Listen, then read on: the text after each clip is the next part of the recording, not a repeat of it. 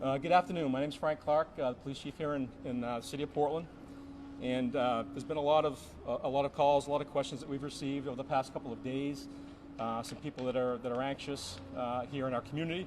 So I just wanted to address the community, address the public, say given the lessons that have been learned and based upon commentaries and open source social media, I'd be remiss if I didn't address some of the public safety concerns in regards to the planned protest being organized here tomorrow afternoon. First, I want to stress that the Portland Police Department will, as always, ensure the constitutional rights of any individual or group to peacefully and lawfully gather and protest. Tomorrow's protest was originally scheduled to take place in Deering Oaks Park, a public location that would have allowed a safe space for gathering, messaging, and dialogue. Instead, the event has since been moved here in front of police headquarters and is not scheduled to end until after it gets dark.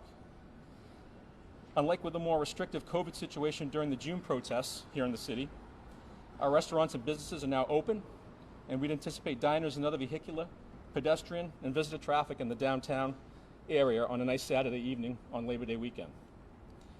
The social media messaging has indicated that tomorrow's protesters are seeking a large number of people to participate in civil disobedience. At the same time, they've also been soliciting bail monies on social media. These are some of the concerns that we've heard from members of the public. I know that has led to a reasonable assumption by some that some members of the group may intend to break the law and or be arrested. Some social media posts, not from the organizers, but from at least one individual who claims that they'll be here in attendance, express a belief that rioting, burning, and looting are justifiable means of protest, and suffice it to say, they are not. So having said that, I've been in touch with the organizers of the actual protest and have been assured that their intent is for it to be a peaceful event, and the civil disobedience will essentially include blocking of city streets. At the same time, we're seeing social media posts indicating that counter-protesters are planning to be present here in the city as well, potentially armed and expressing a willingness to use force so as to protect the community from violence and damage. Posts have included messages that encourage the use of weapons, intimidation, and threats. And let me be clear, vigilantism is something that is not needed and is not welcome here in the city of Portland. If your intentions are indeed to help, please let us do our job of protecting this community and its residents. The presence of armed civilians will only increase tensions, the likelihood of confrontations, and cause unwarranted public alarm. It will also only lead to distractions and potential confusion for our police officers, putting them and members of the public at even greater risk. So why am I sharing this? Again, to address the concerns that we've heard from our community. We do not want the conflict seen elsewhere here to come to our community. To the public and to our community, you need to be aware of these concerns as you make your plans for tomorrow evening. There's a potential for a sizable gathering that's likely to have some impacts here to traffic flow and pedestrian access. To those contemplating attendance, I wanted you to know of the disconcerting social media commentaries that reflect at least the stated intentions of some to participate in dangerous behavior. To the protesters and counter-protesters, we respect your right to peacefully and lawfully protest, but leave your guns and bad intentions at home. Work with us to help create a safe space for your messages to be heard. Do not put my officers in the position of reacting to possible threats, violence, or criminal acts, and simply go home and peacefully disperse when the event ends. To my officers, my message is to hold your heads high.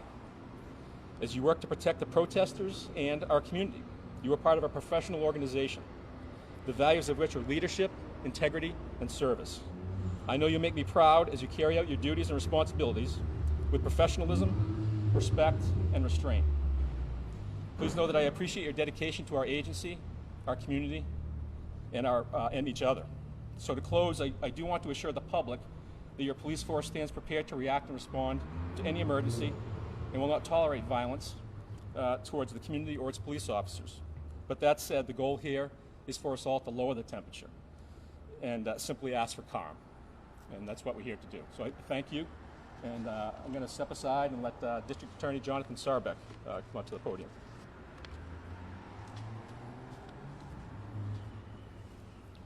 Well, thank you, Chief, and appreciate everybody being here. I'm Jonathan Sahrbeck. I'm the District Attorney here in Cumberland County. First and foremost, I want to thank the members of the Portland Police Department.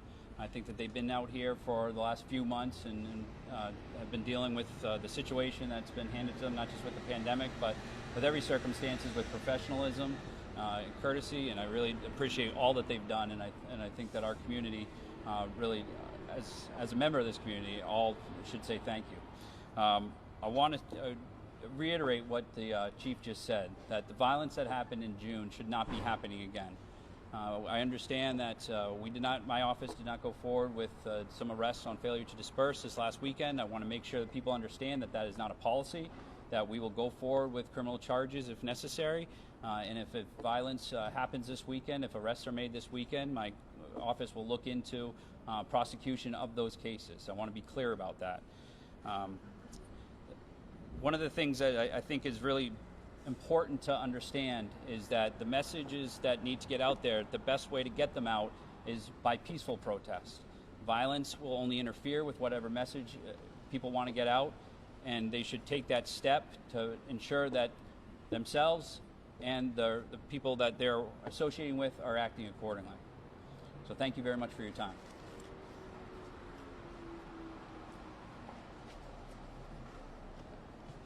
Hi, everybody. My name is Kate Snyder. I'm the mayor of Portland, and I want to thank you for being here today and for the chief's invitation to join in this afternoon's press conference.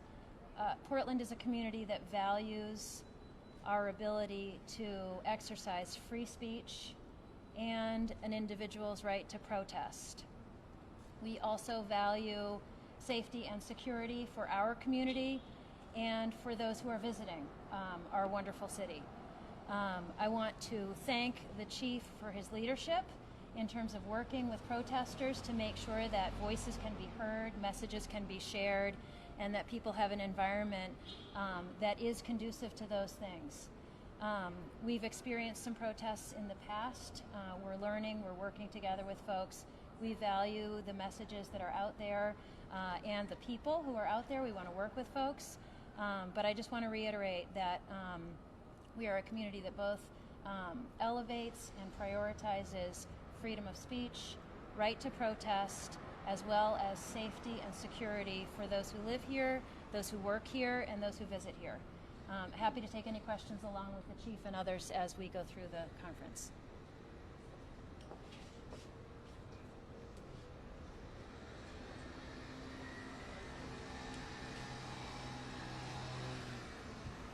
Any questions for a follow-up?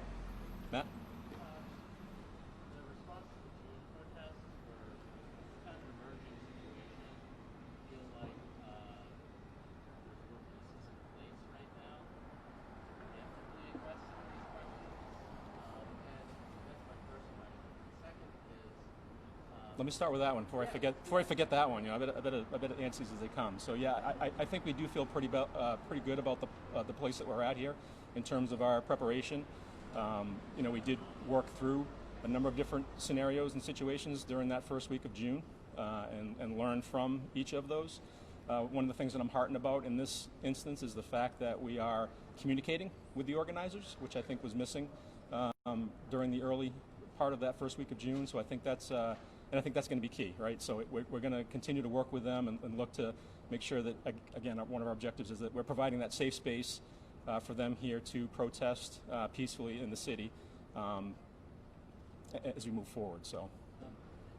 You also have mutual aid departments on standby? Yes, we are working with our other partners here in the area, making sure that folks are aware. But I think we've taken the appropriate steps again to be prepared in the event of the need to respond to some sort of situation or emergency.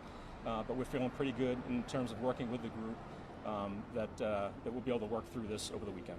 I also saw that there's rental lights, large construction lights. Is that part of that preparation? It is, yeah. That was something that we ended up doing towards the tail end of that first week in order to provide a little more ability to see for our...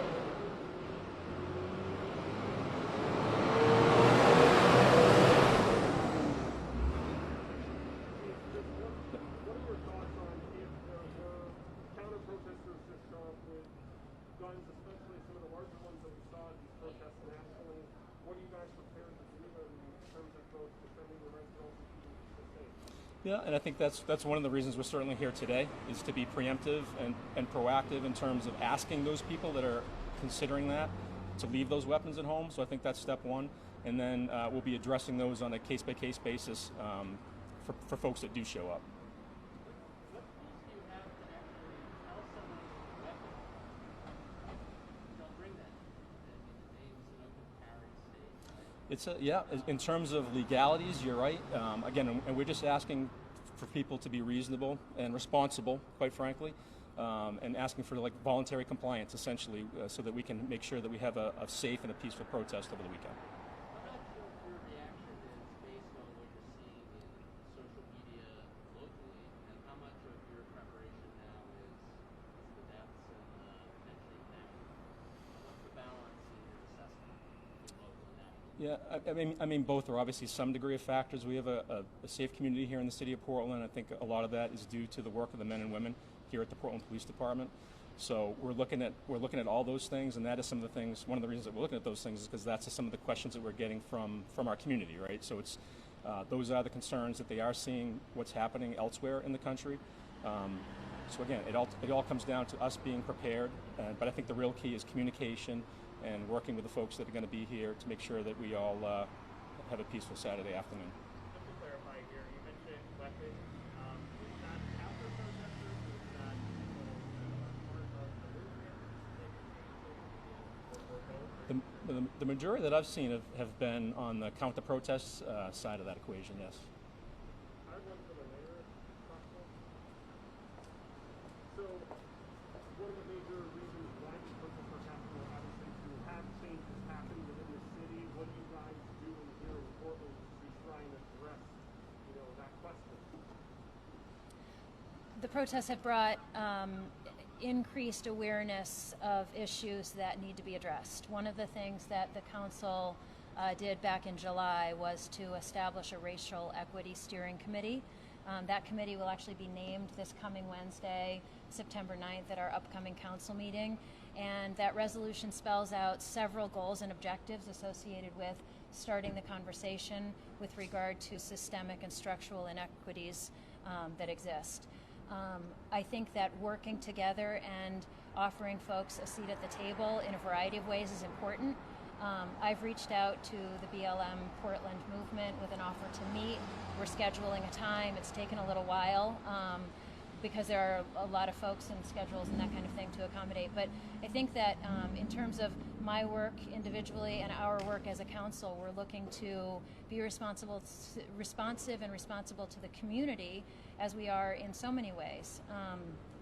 And so when we talk about change, I think it's really important to do that in an environment that engages many voices and contemplates various viewpoints and really brings people together to have deep and meaningful discussions.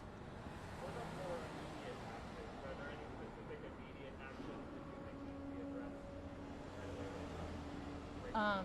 Can you give me an example? I'm asking you what you're prioritizing for more immediate actions to address racism, racial bias. Yeah, so I guess I would go back to the action that the council took in July with regard to setting up an opportunity for people to talk about specific issues and what actions can be taken most responsibly in the city of Portland against our context. I think that's something that is so important to be mindful of, is that our city's context is not the exact same as any other city's context. And so the responses that we develop and actions that we take need to be specific to the city of Portland. And again, the council is very interested in engaging the community and the public within these conversations, and that's exactly what we're doing. Mayor, do you plan to be at the protest tomorrow, or do we know if other city councilors will? I am not sure about whether or not other city councilors are, and I haven't made up my own mind.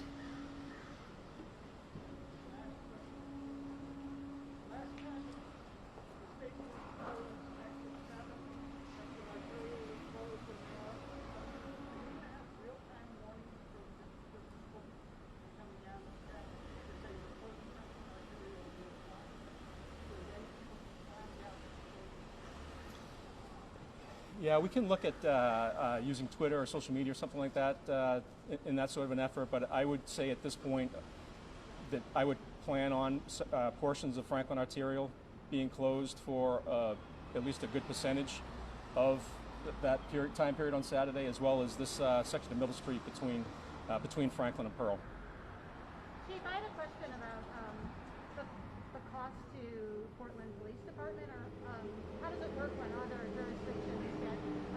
called in for a protest, like I think the one in June, maybe had other jurisdictions involved? Yeah, each jurisdiction pays their offices independently. That's not something that's reimbursed by the city of Portland, if that's what you're asking. Okay. So do you know how many jurisdictions will be here tomorrow? That's something I probably won't get into at this point. Have you advised any of the restaurants or businesses around here doing Yeah, the downtown district I know advised their folks of the fact that there was a protest and provided them that information, and I think the same was done across the street here on Middle as well. Wasn't the police staff. And there were some concerns last time about snipers on the roof, or the appearance of snipers on the roofs of buildings around here. Do you plan to have that kind of reinforcement again? We'll have resources in place that we feel are appropriate in order to protect the community and the protesters. Does that include those? That's how I'm not going to talk tactics or anything like the response in any sort of detail. You mentioned that you're been in communication with the organizers. There was definitely a dynamic saying the protest that more or less concluded near sundown, and then a number of people stayed and things escalated. Is there, in any agreement, the organizers to communicate to people who show up to support the demonstration and say, please be peaceful? You know, we've seen that call before. Is there any effort to try to put not a demarcation and say, okay, go home, but this is what we want to do, and this is who we are, and if you're with us, please do this. You know, some communication like that, or working with that. Yeah, we have had that conversation and that communication, and I think there was some messaging that they put out on their social media page yesterday that addressed some of what you're talking about, I think. So I have to relook at it. Great. Appreciate you coming out. Thanks for your time.